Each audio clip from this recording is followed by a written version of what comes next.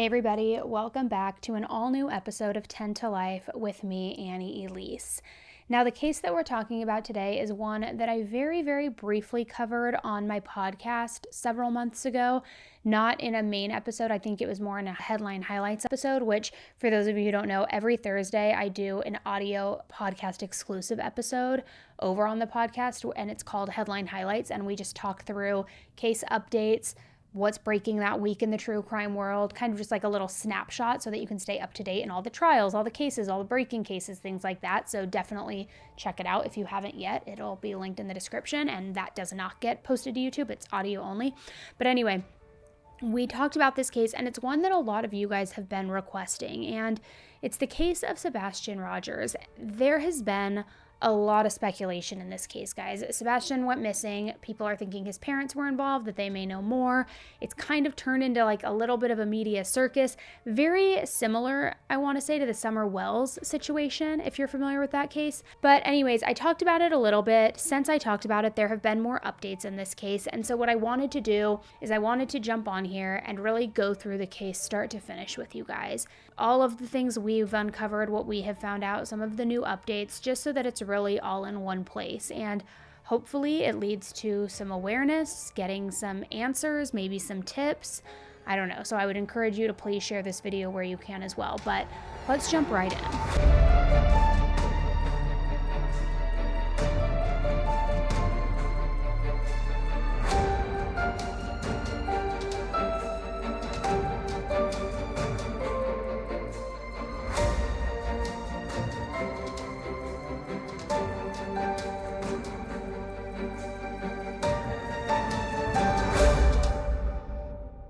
Sebastian Rogers is a 15-year-old boy in Hendersonville, Tennessee, who seems to have just vanished into thin air.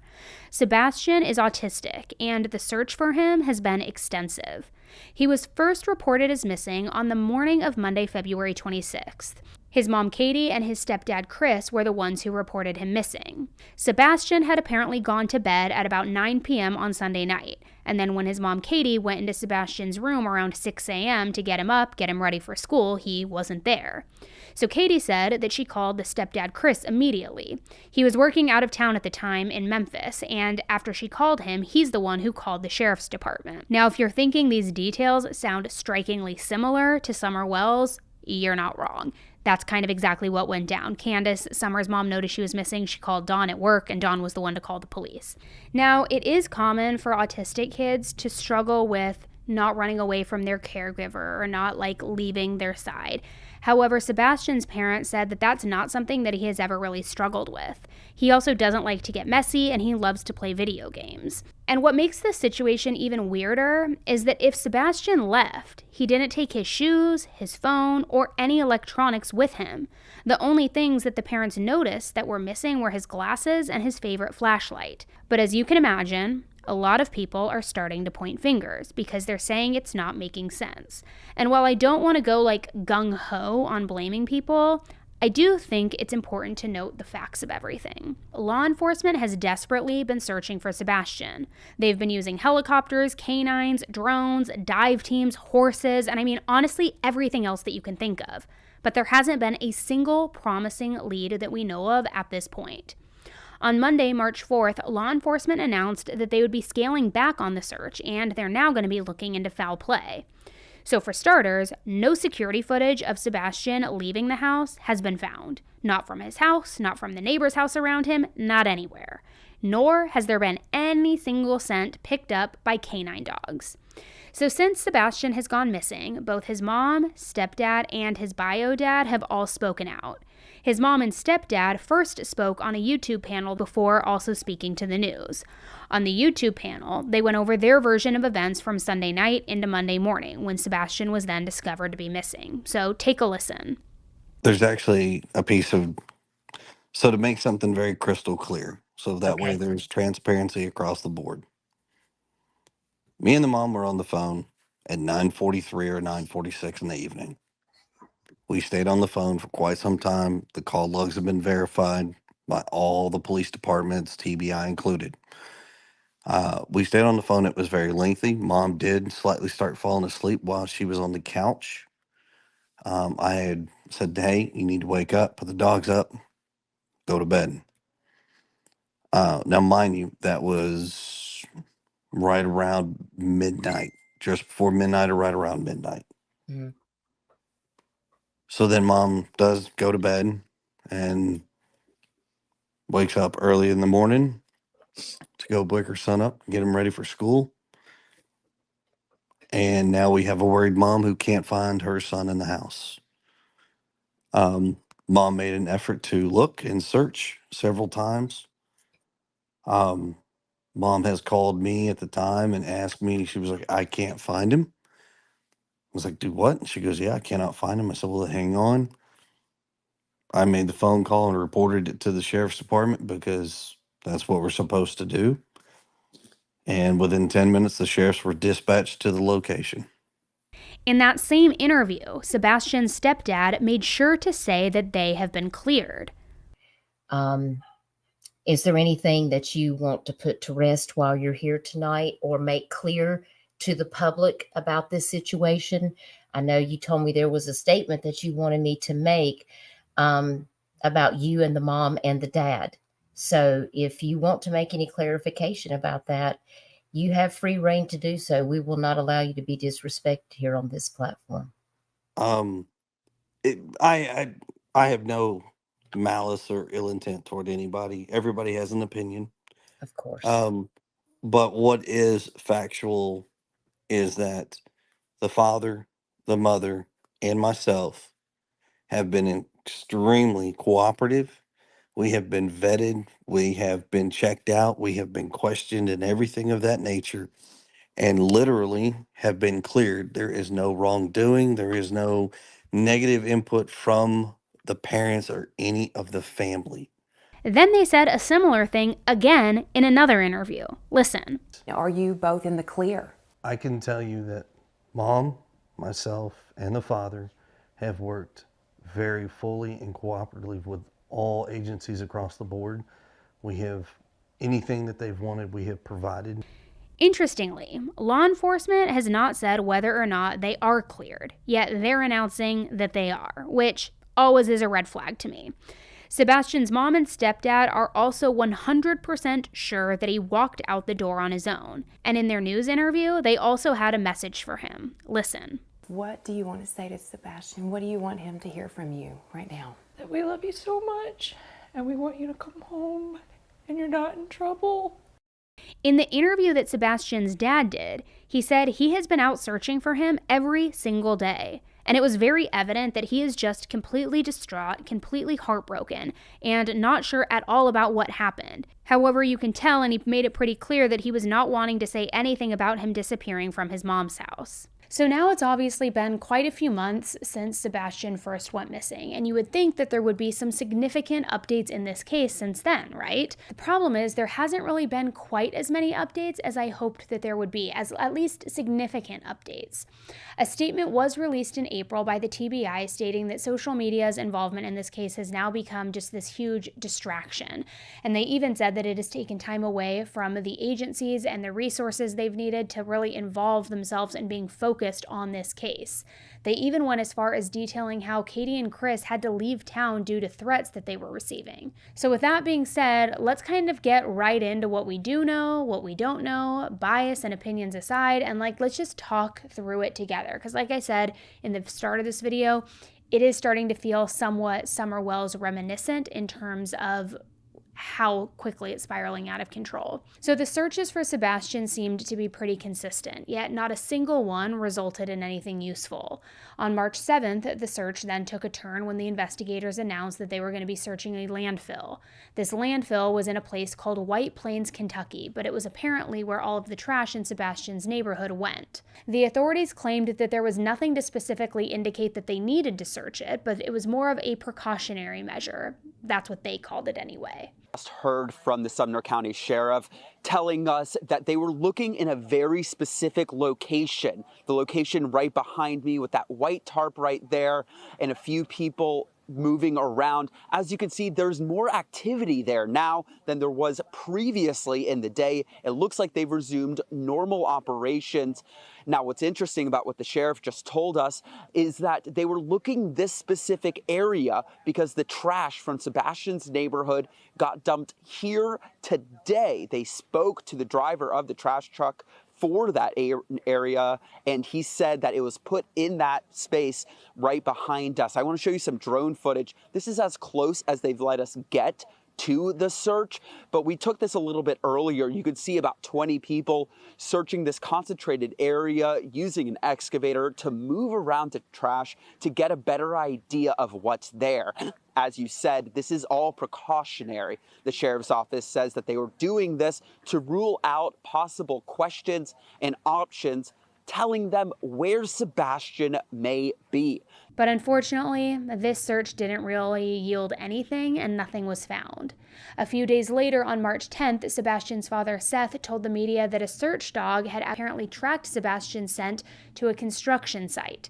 But it all also just ended up being this big false alarm. So as part of the ongoing investigation, authorities encouraged neighbors and then other people in the area of Sebastian's home to start combing through the security cameras on this off chance that maybe they would catch something. And sure enough, a neighbor did turn in a clip to the police that they found to be a little bit odd. Now, the clip pretty much went viral all over the news, and the video takes place in the early morning hours of February 26th. It was around 3:10, 3:07, 3:10 a.m. Now, as a short little background information, the neighborhood doesn't have any streetlights, so it's essentially pitch black outside. In the clip, there are two little flashes of light that are seen moving across the camera, presumed to be possibly flashlights that are being held and moved around by two different people. Now, I won't lie, this video is really grainy, and it's hard to see anything worthwhile. It's not like there's a clear shot of two people moving around in their backyard or anything like that. Apparently, this clip came from a camera that was pointing toward the back of Sebastian's house, though. So even though it doesn't show a clear shot of anything, the fact that there is movement and something going on in the backyard at 3 a.m. the night that Sebastian disappeared, it's suspicious, to say the least.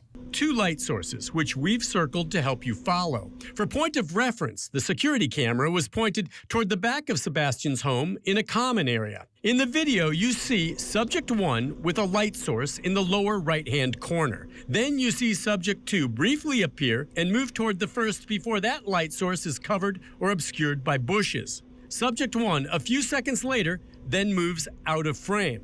Then, subject 2 reappears and follows subject 1 off screen. It's a short time later, and it's very vague, but then you see one of the subjects moving quickly back through the common area, and that is it. Now, we also know that the only thing that was missing from the house was supposedly Sebastian's flashlight. So the question was, could he have been one of these lights that was outside of the house? When all of this came out, the investigators first said that capturing something going on outside of the home at 3 a.m. was significant in and of itself, and they said that they would be doing their best to enhance this video and see if any other helpful information could come from this clip. Kind of vague, but they weren't completely disregarding the clip, and it seemed like they were going to be looking into it further. And the main thing that has been said over and over and over again in this case, literally since day one, is that there is no evidence of foul play. Granted, the investigators have also said that they're not ruling anything out. So yeah, there might have not been any signs of a fight or something like blood stains in, say, Sebastian's room, but on the other side of the coin, there really wasn't any evidence to directly point to him just up and walking off on his own.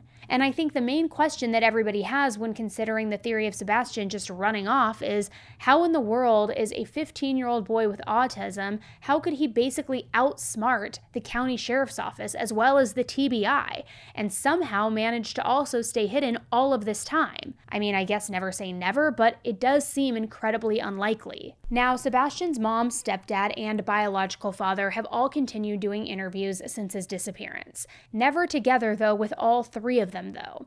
It's always kind of either Katie and Chris or Seth by himself. On March 18th, 2024, Katie and Chris took part in an exclusive interview that was posted on the YouTube channel called Chronicles of Olivia. There's a lot going on in this 20-minute video too, but something I did find interesting was the conversation that was surrounding those surveillance clips that I mentioned earlier. So take a listen. One other question I have is, recently Channel 5 in Nashville, they had security footage that showed two flashlights the night he disappeared. Is there anything that you think about this video, or? Sure. So there's a lot of speculations about that video that are floating on the internet.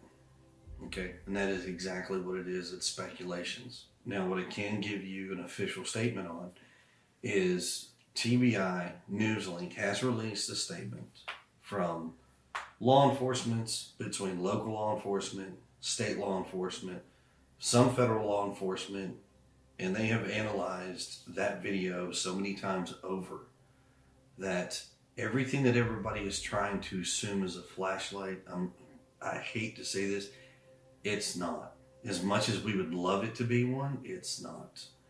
I'm not going to go into details as far as where that video is shot from, but I can tell you, as the parents, we have seen the video firsthand from law enforcement. We know exactly where it was taken from, and nothing that is being assumed right now is actually true about that video, unfortunately. Okay. And anything about any other videos or anything like that, please refer to the TBI news link that they have out there, the updated Amber Alert stuff, and it will give you the most up-to-date information that all law enforcement has, and they will give you current as far as what's what and how they're looking at things. And if there's any new video, forward it to them. Please. So they essentially stated that the clips were not relevant in the case. Now, TBI did release a statement before that interview pretty much saying the same thing, so it's not like they pulled that information from nowhere, right? The statement said, many neighbors and businesses have provided video from home and business surveillance systems. We are grateful for that cooperation. The video has been collected, and from the beginning of the investigation, it has been analyzed and enhanced where possible by tech experts within the TBI, through the FBI, and also the Secret Service. To date, nothing gathered in these videos has been determined to be significant. We do caution that some surveillance video being shared in the public may have been misinterpreted or misidentified, or not shown in its entirety. It has been determined that it does not hold any evidentiary significance to the investigation. So I guess the main question I have with that is what was going on in those clips if it's apparently no longer relevant? Even though it was determined not to be evidence, the investigators also told News Channel 5 that they couldn't say what those lights were since the investigation was ongoing. During the interview, Katie and Chris were also asked about, quote, the heat that they were receiving online. And just like in other interviews, Chris pretty much took the reins. And in way more words than what I'm using, he definitely proclaimed their innocence. Do you guys receive hate on the internet? Yes, and it's ongoing. It's every single day. People are people, and they have their opinions. Everybody is formulating their idea of what's going on and who's guilty and who's not guilty because they want to know, or they feel they need to know. There's a difference.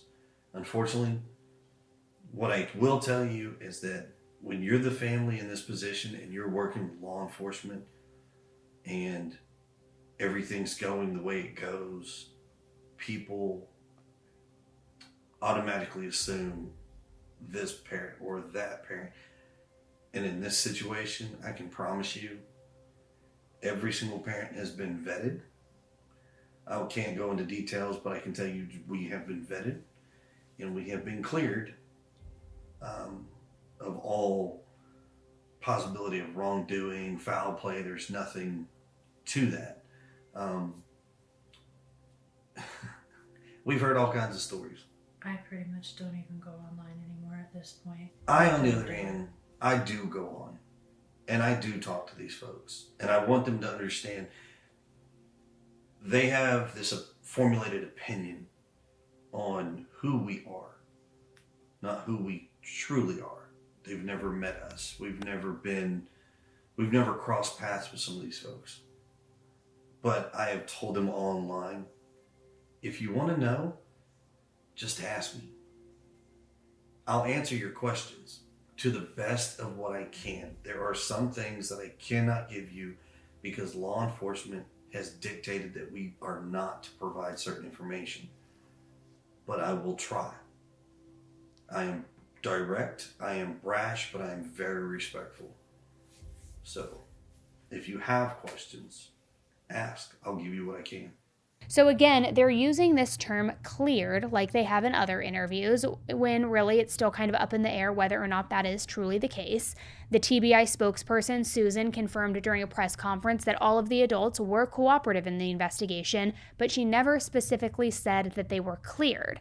Her exact words were, quote, "They have pretty much done whatever law enforcement has asked of them. At this point, we don't have any evidence. There is not any kind of indication that there is a criminal element involved. But we are keeping options open.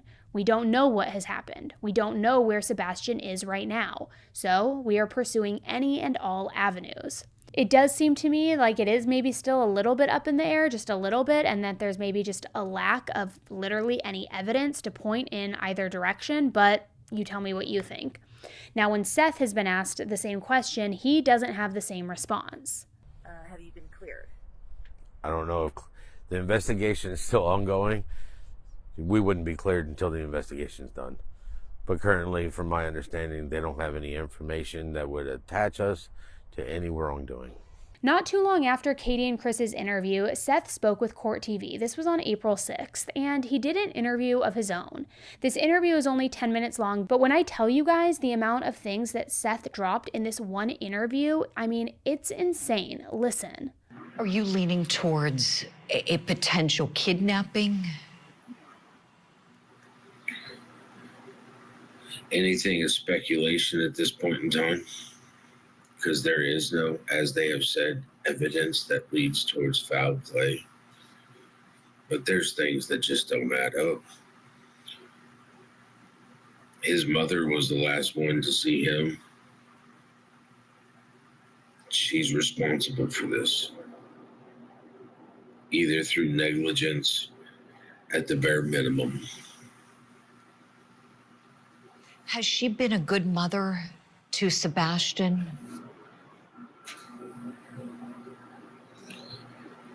Not in my opinion.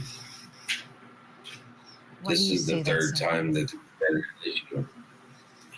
you know, my son's come up missing now under her watch.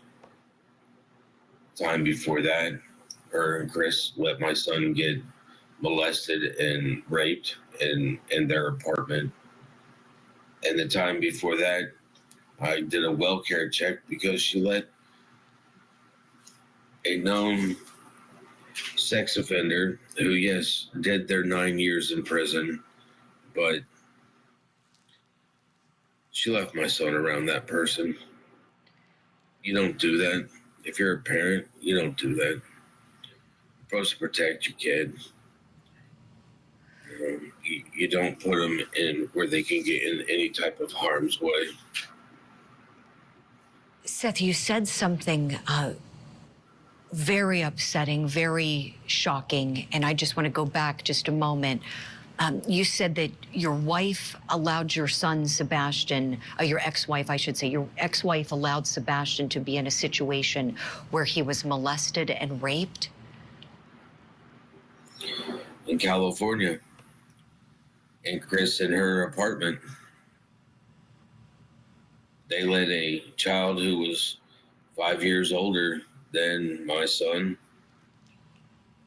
play with my son and didn't bother to check on him there neither. And he lost his innocence because of it. Seth, I'm so sorry to hear this. I'm so sorry to hear this. No child should be subjected to any kind of abuse whatsoever. Sexual abuse can be especially traumatic for a young child. Is this something that Sebastian has struggled with since then? Yeah, I finally was able to actually start getting him therapy for it last year. The fact is that they weren't doing the correct thing, clearing California. And it's just last year finally getting him help because he's a victim. And now I'm finding out not only You know, he was a victim of that.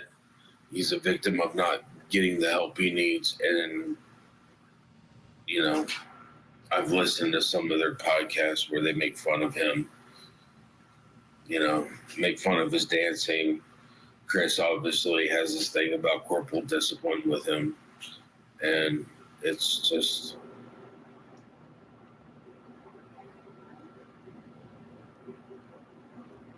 it's not good. Seth, I'm so sorry. I need to find my son. Right. And he's going to need extensive therapy now to put him back on the right track. Yes. Was Sebastian the one who told you about the sexual abuse that had happened? His mother did, and my son did. This happened in California, so Sheriff's Department, CPS was involved. Sheriff's Department was involved there. They wouldn't give me the kid's name, his last name. But at least the only thing I was able to do there was put the detective over that case in contact with the school psychologist so that at least they could protect the other children from this child. Right. So no juvenile proceedings commenced or anything like that, Seth, with this child. He wasn't brought to juvenile court. No, in California, kids 13, you know, they're like, he's too young to prosecute. And they wouldn't do anything about the parents either. I know that that was a lot, and I don't want to get too repetitive and pretty much just explain everything that he already said, but I think that from this interview alone, it's pretty clear that there is a lot of animosity between Seth and Katie and Chris. I mean, even if the latter genuinely ends up not being involved in this disappearance in any way. It just feels like there is a lot of tension. In early April, a pair of eyeglasses were found, and those were turned into the investigators because they were thought to have possibly been belonging to Sebastian. But since then, the glasses were determined to not belong to Sebastian, and just like that, they were right back at square one. Now, the most recent update in the case took place at the beginning of May. This is when a photo of a teen who looked eerily similar to Sebastian went viral. The picture was taken at the Visitor Center in the Blue Ridge Mountains in North Carolina. It was taken by a woman who was familiar with the case and thought that this boy might be Sebastian. And literally everyone who saw this picture was freaking out, wondering if it could really be Sebastian after all of these months. And I gotta say, the boy in the picture does look just like Sebastian. So if it turned out to be him and he was confirmed to be alive and well this whole time, I mean, this could completely change the course of the investigation, right? So as soon as Seth heard about this, he literally got in the car and he drove all the way to the visitor center just so he could see himself, this boy in this picture. But sadly, after taking a deeper look into it, the investigators informed the media and Seth that the boy in the photo was not Sebastian. But even though it wasn't him, Seth told the media to keep calling in with any potential sightings or anything that might be useful to the case. I just wanted to see his body language, the way the child was walking, to see if it was possibly my son. And, you know, the lady, her and her son, I would like to say thank you because that gave me a little bit of hope. As of right now, the Sumner County Sheriff's Office are still the lead investigators with the help of the TBI and the FBI. Seth has practically been banging pots and pans, just begging for the FBI to take the lead in this case because he feels that the investigation needs fresh eyes and that the county really isn't handling the situation with as much urgency as they should, which they, of course, have denied that being the case entirely. But unfortunately, for the FBI to take over, they would need to be requested by the county or even the district attorney's office.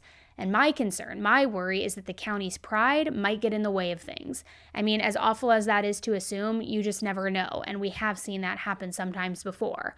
They could keep running around in circles for months saying that they have everything in control, they're investigating everything, instead of just admitting that maybe they do need help. Pretty early on, Seth also hired a private investigator named Heather Cohen, and by the way she describes her daily tasks in the case, I can only imagine how much money this is costing Seth. Heather told Yahoo News in late April that she looks into new tips in this case almost daily. She also claimed that some days start as soon as she opens her eyes and they won't end until 2 or 3 in the morning. Despite her best efforts, though, no tips have led to anything significant. Seth has said in multiple interviews that he really isn't sure whether or not Katie or Chris are putting efforts into finding Sebastian all this time. When he was asked if they had been, he very plainly put it that they hadn't been with him, so who really knows? Maybe they had been on their own, maybe they haven't, but one thing is for certain. He's frustrated, and he doesn't get why it seems like they're more worried about saving their own asses and clearing their own name rather than focusing their energy and that energy on finding Sebastian. They were going on podcasts, and it was like, it's supposed to be about Sebastian. They wanted to talk about themselves. I don't get that. We need to get Sebastian's face out to everybody. Have them looking for Sebastian. This isn't about me. It's not about his mom. It's not about his stepdad. This is about Sebastian. He needs to be found. Have they been searching at all? I mean, I know you're out there right now. Have his mom and stepdad been out there too? I can't answer that question. I don't know. I haven't seen them. And they've not been where I've been handing out flyers or searching. So I couldn't tell you what they've been doing. So even though there have been a few updates over the last few months, the case is essentially in the same place it was when it started back in February. And the lack of any evidence that the public knows of, at least, is honestly astounding. TBI has stated on their website that a lot of information is being kept from the public, though. So, I mean, hopefully there's more going on behind the scenes that we just aren't made aware of yet. But my question for you is, have you been following this case? What are your thoughts on it? What do you think happened to Sebastian? What is the truth here? And hopefully we will learn, but my worst fear and my biggest worry is this going to become another Summer Wells situation where years go by without any answers, without any discovery of Summer, whether she's alive or not, but certainly without any peace or closure? But is that the direction that this is going? I sure hope not. For his family's sake, for Seth's sake, I hope that they get answers very soon. So as I said in the beginning of this video, please share it where you can, because maybe there's somebody who knows something, who saw something, and let's just bring Sebastian home. Thank you guys so much for tuning into another episode, and until the next one, stay safe. Bye.